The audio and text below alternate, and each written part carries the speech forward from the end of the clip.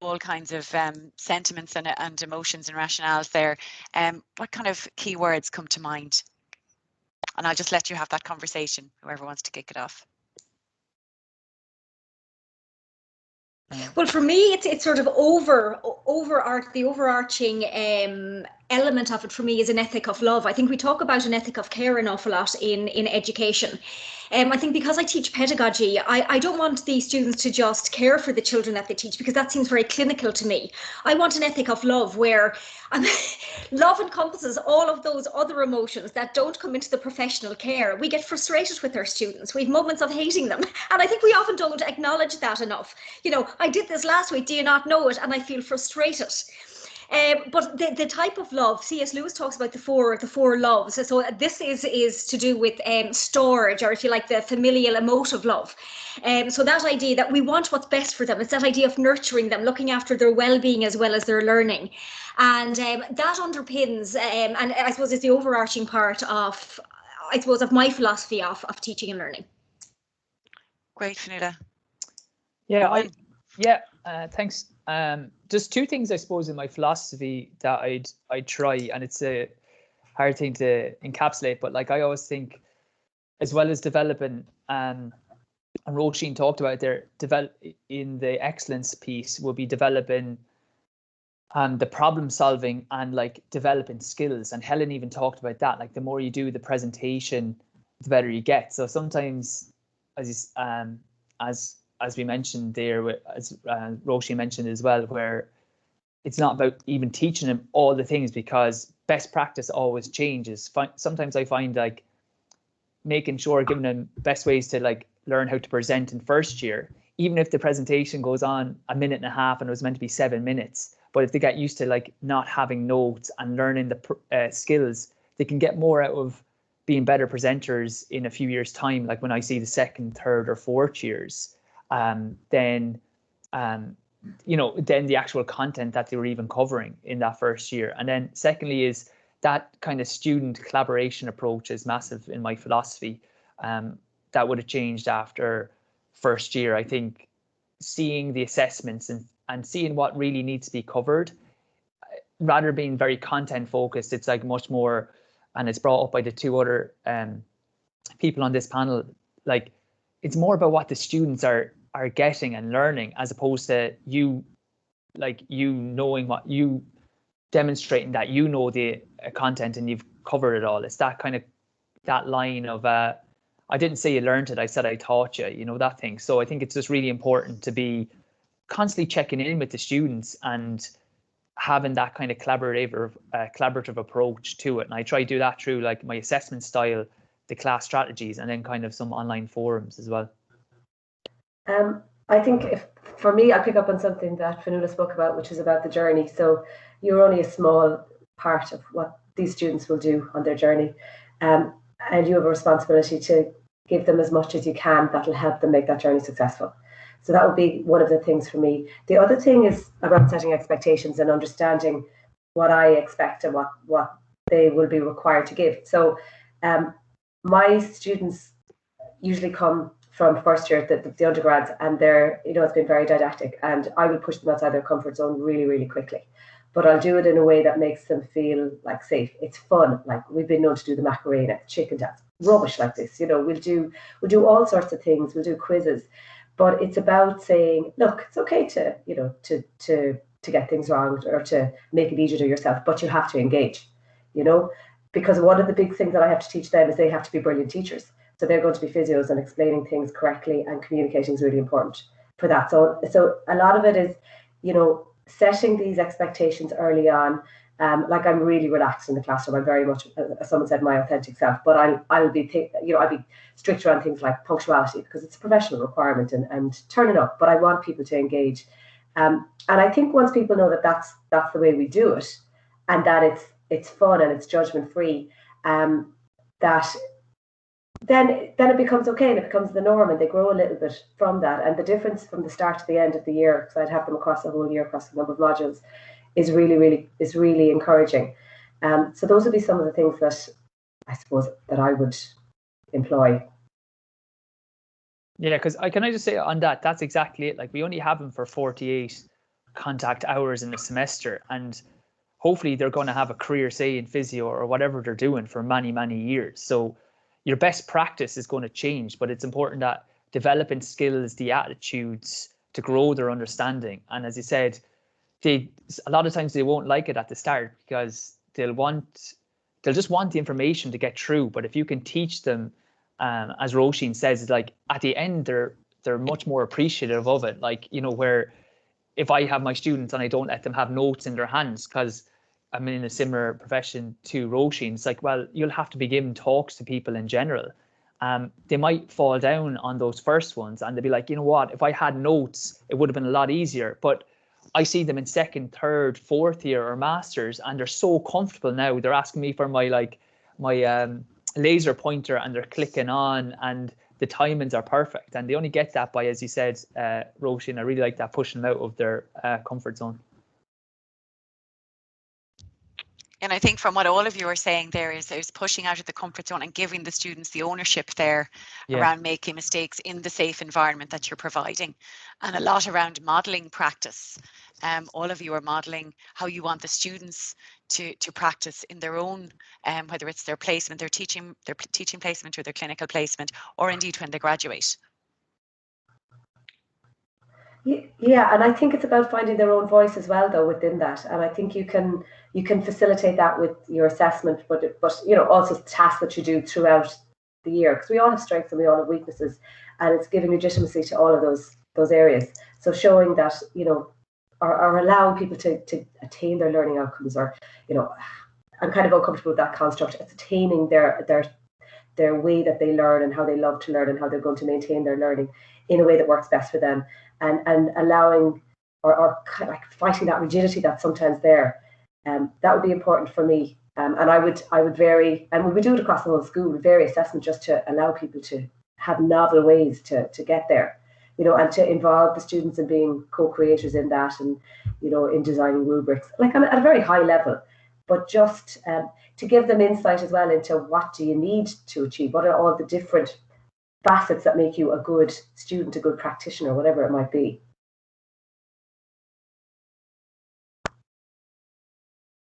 Okay, you've summarised that then, Roisin. Thanks a million.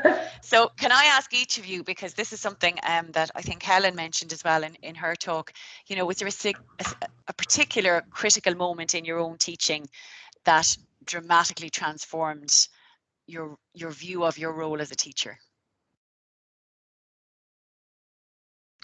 Well, I had one, and it was kind of sort of a life experience one that became sort of a teachable moment. I have a brother who's 9 years younger than me, and Jarlath was born with a rare genetic condition called Williams syndrome.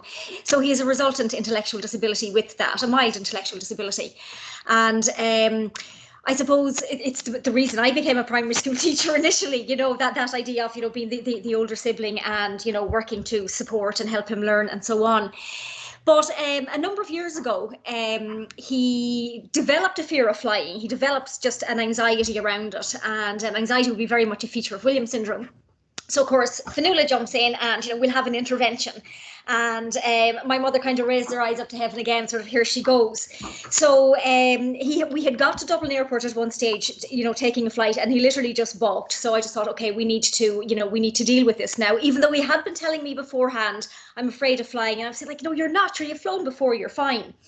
So the intervention was, we live in Mayo, so we were going to go to Knock Airport on a Sunday afternoon and watch the planes coming in and going out, and we got our Coke and our dairy milk, and we were all happy campers. So week one, he was delighted with himself. We had a great time over in Knock Airport. The following week, I said, we'll go over to Knock Airport again, and it was met with a little less enthusiasm. But we still went, and we had a lovely afternoon. And the third week, I said, well, we go over to Knock Airport again to see the planes. And he looked at me and he said, we can go if you like, but you do realise that I'm afraid of taking off. I'm not afraid of looking at planes. And I remember thinking, you know, I'm supposed to be a teacher here. And I just thought, wow, we can jump in so quickly, maybe believing we're the expert, but we're not really. And this goes back to the learner. We have to consistently go back and find out, well, where is the gap, or where is your need, or, you know, what is it that I can maybe support you with? And it goes back to what Helen was saying about, you know, to become, I suppose, effective teachers. We're looking at patterns, we can problem solve. for a lot of people with an intellectual disability, those things are much more compromised, they're much more difficult. So I suppose that's where we kind of, as teachers, when we work with people with an intellectual disability, we're trying to support them in those kinds of things. But we should be careful of, obviously, of jumping in too quickly. But the lovely thing about that is it goes back to vulnerability. I tell this story to the students because obviously they're going to be teaching children with a variety of needs and abilities. And it is such a meaningful story to them. And I mean, while I mightn't have attention for parts of my lectures, as soon as I mention anything to do with Jarlath, they're all listening because it has become my best teachable moments. That's so lovely, Fionnuala. That's brilliant. And we won't go into the big story about the big road trip that you took. No, exactly. That's a whole other. But he that's a whole other discussion. And we did go to Australia. Yes. So in the end, it all worked out. It did. Excellent. Roisin, do you want to come in? Sorry, Mary. Yeah, I feel like somebody who hasn't a note in her head following a soprano after that, because my story is really rubbish. And it's very much about the fact that I got a really crappy set scores, and I was like, okay, I am not up to scratch here. Students are not relating to what I'm doing; they're not happy with it, and I found that I really cared about it. You know, I was really upset about it, and I was like, I'm never going to have this experience again. And it was as simple as that. It was like, I need to up my game here, and never get scores or comments like this again. Short and sweet. Yeah, Fionnuala's story was awesome there. I was saying, like, it's really good. Like, isn't it so funny though? As I said, and Roisin said the same about with physio. Like, every so often you can give a student an example of something where, don't do this in practice. I did this wrong, and they always remember the thing I did wrong. They never do it. It's nearly like they like going, yeah, Owen, you were poor at this, but we're not going to make that mistake. Yeah, mine, again, it's hard to always pinpoint one particular thing. As I said, my mother was a teacher, so I think seeing people respond to her and the respect that a lot of people gave her for being a good teacher kind of probably instills, because I didn't think I'd be a teacher. I started off just doing physio, and I got into lecturing, and then I love the teaching part now. But that thing of just being proud of it and the impact you can have. And then in first year as well, in my first year teaching, doing assessment modules and setting assessments, it just really made me focus on, God, there was just a real dichotomy. There's a real difference between all the stuff I was trying to get across to them versus like what really they needed to know, or what were the key important things afterwards that I wanted them to know. So I think after first year, I was lucky I did a module on assessments, and it really got me thinking about that. And I think that's changed the way I am. I'm much more that student-centered approach, as opposed to me being on trial, giving all the notes. It's about me helping them achieve and do the best they can. So again, short and sweet. Excellent. And I see Michael Ryan has a question which we might take, because it's probably about this phase of the discussion. Is it, Michael? Thanks very much, Mary. I have my camera off because the Wi-Fi connection is actually poor. But just thanks a million to Roisin, to Owen, and to Fionnuala. And I was thinking there about assessment, and I'm so glad that Owen raised it. So it would be a question for all four of you in terms of your overall teaching philosophy. Do you think that assessment drives learning, and how do you use assessment to prioritize the outcomes that you want in terms of the development of your students? Yeah. Can I can take that if you don't mind, yeah. Because it's probably the thing. It's my first ever module I did was on assessment, so it's the thing I feel most passionate about in teaching, actually. So I love the thing of, there's two things I think. First is like that constructive alignment, the idea that I've tried to change away from your final exams and really look at the learning outcomes and what you want them to be able to do afterwards, and really change that to go, okay, can I make an assessment that links this completely? Now, because I think Stephen Covey talks about it, like seek first to understand, then to be understood. Like a lot of times, and I would have done this in my first year, where I'm giving them all the content, and then you're nearly like, oh, I don't want to give them too many hints for the exam. So they want to do well in the exam. I want to get them the stuff, like get the learning outcomes and a wider application of the knowledge, but they're kind of opposite ends. Where I think if you have your assessment spot on to like the learning outcomes. So I think now I have them doing a case study. So they have to take the stuff they're learning and apply it to a particular person, or they have to make a player pack where it's exactly the kind of stuff they'll need to do in their profession. And then from day one, it's like, lads, this is what you're going to be assessed on. Here are the key things I'm looking for. And I find then that because we have that alignment, like we're all now, there's no giving them hints or wondering, are you giving them too much? It's all like, we're all focused on doing well in these assignments. And if you do well in your assignment, you're actually going to have, I like to try get my assignment linked to stuff that they can use in their profession, because say, as Roisin would know, like you have, like, and we all know, you get very busy when you actually have your job. You might never have a time to go and record videos or record photos, and you can use, I like them to have stuff that can use for years later. So that was one thing that I found really helpful. And again, then I do video lectures and stuff, and I know people would be like, oh, give skeleton notes or because you want them coming in. But I find if you have your assessment linked exactly to what you're trying to achieve, now we can have discussions, and the discussions are they're tuned in. Like students want to do well in exams. So if the assessment's like, okay, guys, we've been talking about this, have a discussion break there.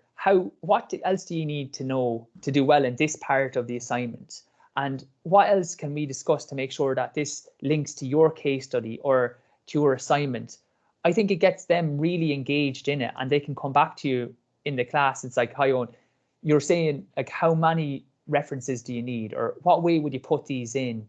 It really helps. So I think, yeah, it's the thing that's I'm most passionate about would be that if we can align the assessments to the learning outcome, so we're all working together, it really enhances it. And sometimes we can be worried about the motivation not being there, but it's like you gotta know what motivates a student. Like, this is reality. Like, if you have an exam, that's what they're motivated in. So if it's like completely opposite and you want to talk about something but not in any way related to what they want to do well in it, they're not going to be as motivated. Sorry, rant over. No, that's perfect, Owen, and I'll open it up to Fionnuala and Roisin if they want to answer that, because that question was on our list, Michael. So you lead us to it. It is, exactly. So I think assessment is kind of, it's a bugbear really in many respects, and I think it can sometimes get in the way of teaching and learning, because students are so keen, give us the assessment. So I mean, I think sharing it at the very beginning so that it's an open book. There's no secrets about it. This is what you're going to be asked to do.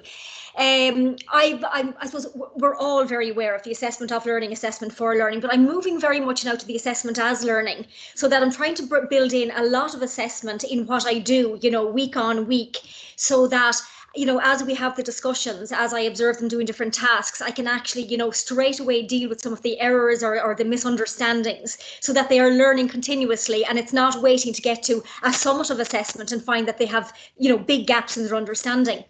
But because I teach pedagogy, Pollard described it as the art, craft and science of teaching. So what I've done in more recent years is I've started to align their assignments, which is an e-portfolio usually, to the art, craft and science of teaching, with the idea that the art of it is being able to be very creative around what they do. So I get them to make resources. So we're talking about things like making flashcards, making posters, but they'll have it then for placement. They'll have it for the rest of their teaching career. It's so basic, but actually it's something that will enhance their practice. I'm not interested in the grade they get at the end of the semester. I'm interested in them being great teachers. I'm interested in them being the best they can be, because they will influence a generation of children. For the craft of teaching, I get them to a 30-second video clip, and it might be something like, stand up and introduce yourself to the class. So it's even the open body language, but that will be a useful tool. They'll now have that script in their head, and when they go into a classroom, they're now communicating confidence, which is going to improve behaviour management. everybody's worst nightmare. And then the science is the theory. And I mean, there has to be a bit of theory. I mean, you know, otherwise, geez, I don't know. Otherwise, I'm not sure, you know, would it actually be a degree course? So that idea of them having to be able to write academically. Now, I usually keep it like for my first years this semester, currently correcting their assignments. And I think it's 250 words they have to write. It's small, but that they can link their practice to evidence-based research, you know, so we're not plucking it out of the air. We're not doing it because it was done to us. So I think that in assessment is important. That it's more their assessment for life. How do you become the best you can be in your profession? Yeah, I'd agree with what the guys have said, and I think there's this tension all the time about the purpose of assessment. Okay, so assessment, I think students are completely driven by assessment, in my experience. Our students, my BSc students, they're 600 pointers plus. It's the highest points requirement in the university, and they are all about getting A1s. You know, and it is that conflict between the short-term view that the students have about, I just need to know X, Y, and Z, and then I'll get an A1, and then I'll get a first, and that'll be it. And your obligation to teach them how to be good learners and how to be good practitioners. And that's where your formative stuff comes in. Take the pressure off. You know, get those skills into them in a way that they view as low stakes. And I do a lot of the similar kind of stuff that Fionnuala was talking about there. We have a Sockship quiz every week, and I break them into groups. And at the end of the semester, the winning group gets a prize. It's usually chocolate. The losing group has to pay a forfeit, and the rest of the students get to pick the forfeit. So it's fun, it's low pressure, but it keeps the students on track. And then we'll do things like skills that they need to do, but they're formatively assessed, like suctioning or whatever it might be. So you take the emphasis off it. You have to have assessment for all sorts of reasons. A lot of them, I don't necessarily think they reflect the ability or the true breadth of the student's knowledge. I think nerves, particularly for practical exams or presentations, will impede a student a lot of the time. So for me, recognizing that students are really, you know, if you were to say to them, you know, what's the most important thing? They'll always ask you, what's the assessment about? What's it about? I've had feedback going, we weren't assessed on this bit, so I didn't learn it. And you're just like, Jesus. So I always preempt that going, we're going to learn lots of stuff. I'm not going to examine you about everything, but you're going to need it all. So stick with me. But yeah, so that kind of taking the pressure off, recognizing that conflict, and getting your bits of assessment in fun, low-stake ways that the students will learn in spite of themselves. So that'll be my approach. Yeah. And I think, Roisin, you raise an interesting issue about, you know, the students that we get in. I mean, obviously they are successful learners to have made it to college. And I think sometimes that can militate against them having that level of understanding of what it's like to be challenged, because a lot of our students, I think, very often they haven't come through significant challenges. So certainly if they're getting their 600 points to get in, they haven't had many academic challenges, I'm guessing. They may have had some others. The same thing for the students doing the B.Ed. We have a very consistent group of generally middle class, white, Catholic, females actually. And I'm sure it's similar for you, for the students that you have on your course. They're all successful learners who have got into college. So I think sometimes that, experiencing small little bits of failure, even if it's just, let's say, on the week to week when we're assessing and they realize I don't understand it, or being able to say, I'm not sure about that, can you explain it again? That makes them better in whatever career they will do, because it enhances, the compassion for other people and an understanding of humanity. And I think that's absolutely key. And as well, because everyone, sometimes they won't start early enough. So I like a formative assessment. I do I get a student to assess their own work in week 8, and then I was doing actually with COVID, I'm definitely going to keep it up, video. I used to just do face-to-face, say 10 minutes, but just getting on feedback, they actually love just say screencast-o-matic or one of those, me going over their assignment or their portfolio or whatever the module is, because they can watch it back loads of times rather than have to remember what I did. But I definitely think as well, having like a student thing in like week 8, letting them see what it is that we're assessing them on. And then, as you said, if you have the skills down, it's like, well, I give them the criteria, and then they're kind of no marks, because I don't think that's right between students, but at least they're saying, have you done this bit? Have you done that bit? And that gives them then a few more weeks before they're my pre-assessment. And again, that's been brilliant, having those mock tests or feedback, formative feedback a week or so before a test, because there's a lot of times there's things that you think are so, you've covered loads, are abundantly obvious that like a lot of students are missing. And I can give them 10 minutes feedback each, and then just do 10 minutes at the end, go, guys, we're all missing this, this, and this. And these are important issues. You know, like if it could be a lack of research to support the idea, it could be a lack of the practical changing it for your individual, or whatever the case may be. Thanks very much, and thanks for the question, Michael. That's great. I see that Arlene, you have a question. Would you like to jump in here? Yeah, hi Mary, hi everybody. It's really interesting. Sorry, I've been in and out. I'm actually organising a webinar with the HSE therapists at lunchtime, and I don't know if you've all heard, there's a huge cyber attack this morning. Yeah, I heard that actually. Yeah. So talk about wombles that we were talking about earlier this morning. There's a huge one for you. I'm just so apologies actually if I'm talking about something you've covered, but I'm just picking up this thread, and I'm really interested in this idea of learning for growth and the grade orientation that our students and that our educational cultures have.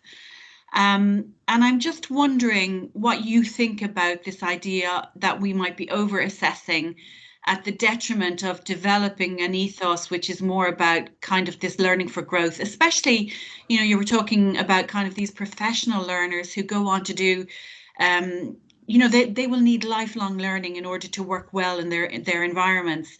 So what are your thoughts on what we're doing right or wrong about developing a broader ethos about learning rather than just about assessment? Thank you, everybody. Thanks, Arlene. Okay, I'll open it up. Arlene, hi, how are you? Arlene and I work together, so it's lovely to see you. Your hair is gorgeous. Anyway, I totally agree. I think students are assessed to the nth, and I think that it changes, as I said, their orientation and their perspective on everything. I'm a big fan of the Passfail. I'm a big fan of the low stakes. I'm a big fan of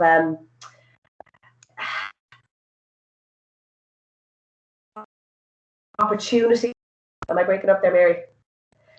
So I'm breaking up a little bit. So apologies, I might step back, but I would agree. I think, as I said, there's too much focus on assessment from the students to the detriment of their learning, and I think that's our fault. And I think, as I said, just having other ways to show that they can do the job and that they've developed strategies, whatever that might be, is a more beneficial way to develop lifelong and life-wide learners. That's great, Roisin. Fionnuala, would you like to come in? Yeah, I agree completely. I mean, I'm also guilty of it as well. I mean, when I started in higher education, geez, I wanted to test them on everything. You know, have they learned what I've been teaching? And of course, then as I go through it, I realise that it has no impact, in fact, on their practice. Hence, I've gone towards, let's say, the art, craft and science of pedagogy, because I think they get something out of it at least. They're probably cursing me at the time, but there's something practical. But interesting with the Passfail as well, because we obviously have our students that go out on professional placement, they're in schools, and we went to Passfail, obviously over COVID, because we can't go into the classrooms. But we had final year students out there, fourth year B.Ed students out in schools before Christmas. And it was Passfail, and instead of them being so anxious about, am I going to get the A, they were actually listening to the advice. And rather than being nearly confrontational or being defensive about feedback, they were actually coming to the meeting saying, Fionnuala, now I have this child in the class and I just find, you know, that he's not paying attention, and, you know, what should I do? So we've a chance to talk about it. And, you know, I would think that, but for the first time in my career, I would say that about 2 weeks before the end of their placement, they were there for the full semester. The 4 students that I had, I felt they are now teachers. They were no longer student teachers, they were teachers, because we were having the same conversations that I would be having with a colleague in a school. And I just thought, this is actually magic. So sometimes when we pull away from this over-assessment and grading, and I'm not sure even that keen on pass-fail for final year students, because I think, you know, do we need to, you know, reward the really good practice? But actually, they want to be the best themselves. So why do we put this additional pressure on them and impact on their well-being and so on? I loved the fact that they were now co-professionals and they are ready. They are ready to take up jobs in September, and that makes me very proud. Then our job is done. Fionnuala. Thank you. Owen? Yeah, those points are really interesting actually about the pass-fail. Yeah, I just think as well, as you said, it's looking at your module, and if you can, like for me personally, when I cut it all, if a final year exam doesn't work, get rid of that. Like if you have the autonomy over your module, like if it is skill-based, having logbook tasks, and then like I don't think you're going to change. They're always going to be most interested in doing well in the exam. Now, the pass-fail might actually work, that it takes it off, and especially if that was program-wide. I can imagine a case if I went pass-fail and another one wasn't pass-fail, that they would just try pass mine and then really work on another one. So I said I have one case study. I don't like overly assessing them, but the case study, I'm like, if they can, we do a biomechanics thing. So if they can assess human movement and then make a program based on best evidence on that, that's all I really need them to do. So the fact that if they can do that well, and I can get all the little components in, and I might have, in another one, I have like logbook tasks that want them to be able to do these skills. And again, they are pass-fail, that they can show their competency. That I don't like over-assessing them, but I do like acknowledging that this is something that's important to them, doing well in the exams, and then really linking the assessment to that. And that can take a while, and I might have to adjust it a few times. But if you get the right assessment, I find that they're very motivated. And then they have the practical skills after, as Fionnuala said, that you want them to have. And that needs to be kind of represented in their assignments. Can I just add one more thing there? The other side of this is us as assessors, and the fact that we all know this time of year is massively burdensome. And the other thing is, do we bring a lot of our own biases? Do we pay every script adequate and due attention, because we have, hundreds of scripts in some cases to correct, and we might get a little bit tired, or we might get a little bit bored, or we might get a little bit aggravated because I told them not to do that specifically, and here it is. And there's opportunity for our own failings as humans to creep into assessment, and is it the best use of our time? Really is the other thing. So there's lots of things to consider, both from the student's perspective, but also from our perspective as educators. Like, what are we actually there to do? Bottom line, are we there to assess them to out of all existence, or are we there to just make really good professionals? Yeah. Thanks very much, Roisin. And I think that's the next title of the conference, and next year's conference. What do you think, Arlene? Does that answer your question? Thanks very much. I mean, I think there is questions that we need to ask of ourselves.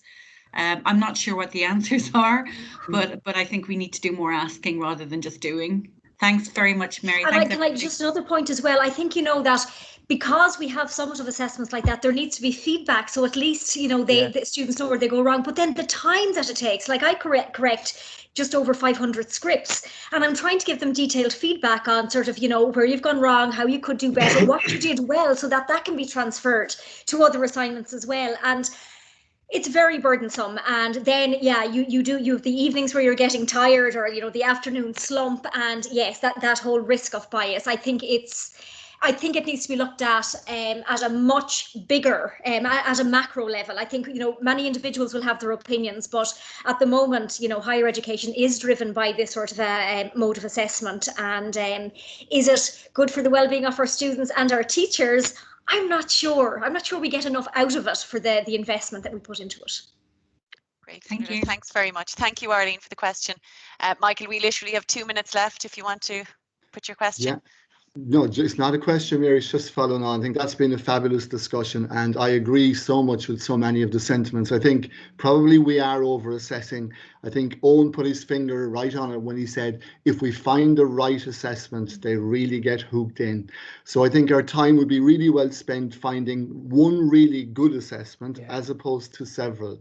And then in relation to the point about rubrics and fairness, to invest serious time in a really good rubric. And an old plan of mine, I used to correct Leaving Cert Honours papers many moons ago, and I used to do 5 at a time, organise them into bundles of 5, take a break after every 5, and that helps me to stay fresh throughout a long batch of assessments correcting. But it's a great discussion, so thanks a million to all 4 of you.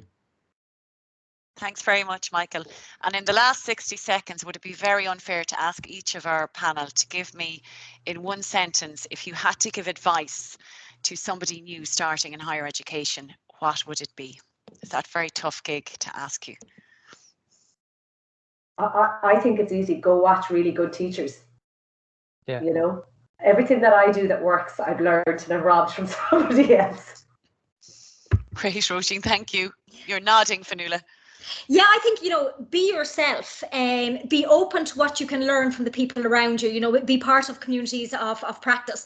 And I would say value teaching, even when it feels like others don't value it around you, because higher education, we hear so much about how big a grant was brought in and about research and so on, but actually teaching really matters, and it's the business of higher education. So value it, even when it doesn't feel like anybody else is valuing it. Very well said, Fionnuala. Thank you. And Owen, the last word to you. No, I just echo what Fionnuala and Roisin said there. Try learn off other teachers. Value education, as you said, it can be deprioritized. But I think trying to do as many courses as you can, and then not be afraid. Roisin said about her sets, like value bad feedback. It can hurt you, but you can really, really benefit. Like my virtual learning platform was criticized in some of my sets before, and then I just went about addressing that. Now it's like one of the real positives, and that did actually well in the teaching portfolio, showing that 57% of students are satisfied with my Moodle or virtual learning platform, and now 95% are. It just shows learning. So I think taking that feedback on board, taking the emotion out of it and going, what can I improve on that? And if you're improving every year a little bit, sure, that's all you can do. That's brilliant. Thanks very much to all three of you for not just participating today, but for championing excellence in teaching and learning through your engagement and work with all of us in trying to promote and engage people in the value of teaching, as you say so well, Fionnuala. So thanks very much for your time and for sharing your vulnerabilities, your expertise and your insights this morning. So at this point, I'll just advise that